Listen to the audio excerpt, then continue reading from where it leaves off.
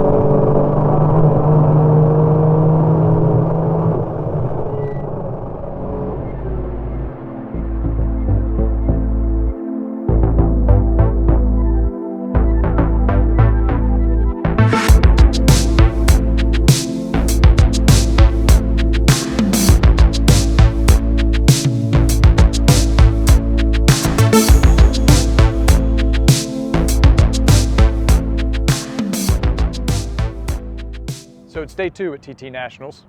We're currently sitting in 3rd place in our class, Tuner 2.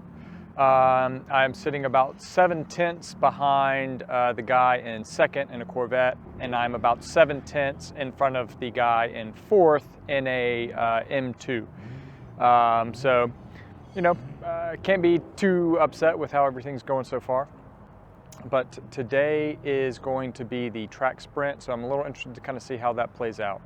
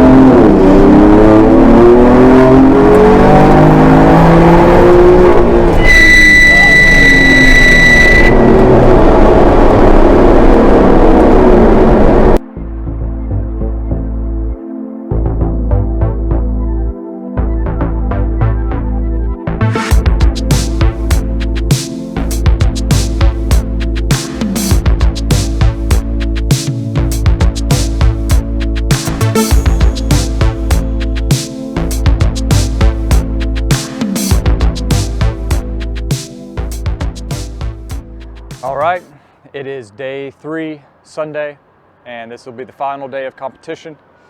We are hanging on to 3rd place, so really it is just going to come down to setting a faster time than 4th place. That's all I got to do. I think we can do that. So we'll be on the full course, and on Friday I ran a time of a 1:16.8. I think if I could duplicate that, then I think that could be enough. We had, I think, half a second over the guy in 4th place. So we'll see how much faster he can get, see how much time he can find out on course. I know there's still time left out there for me as well.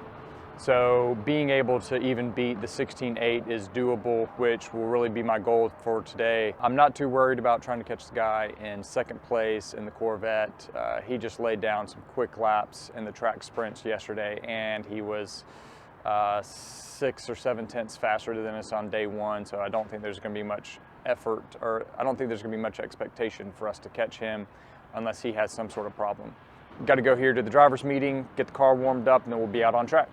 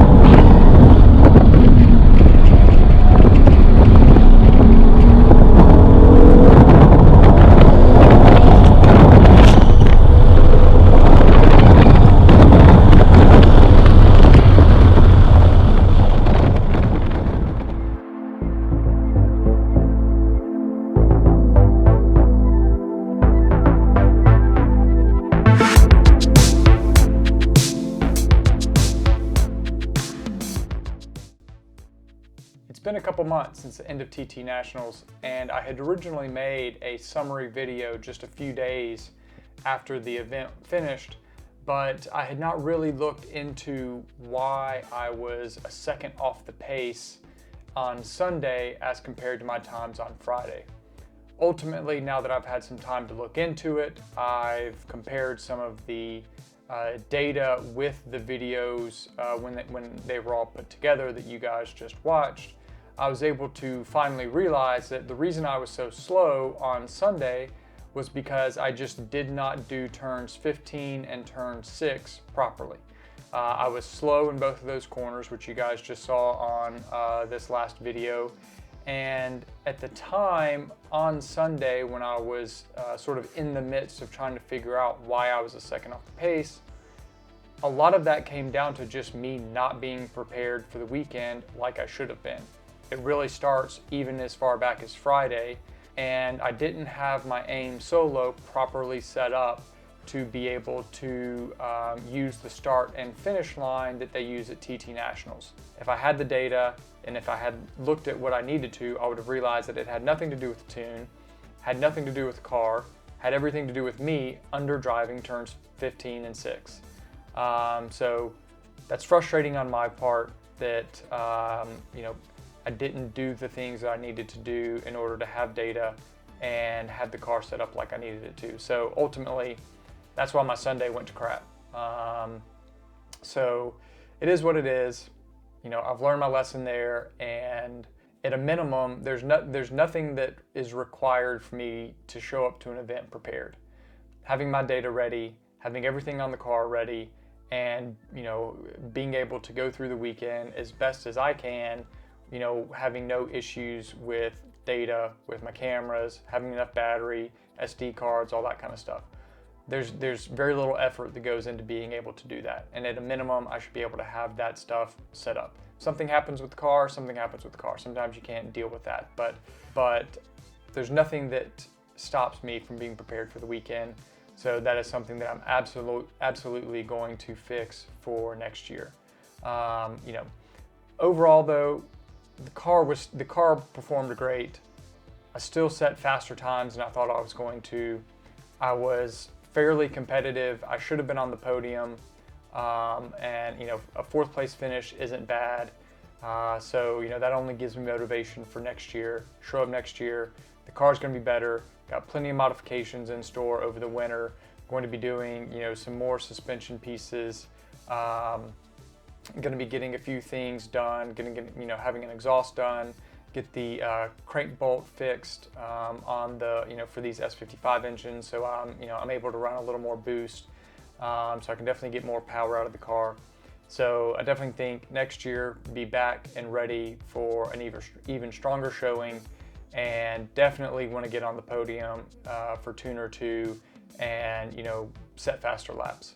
So thanks everybody for watching.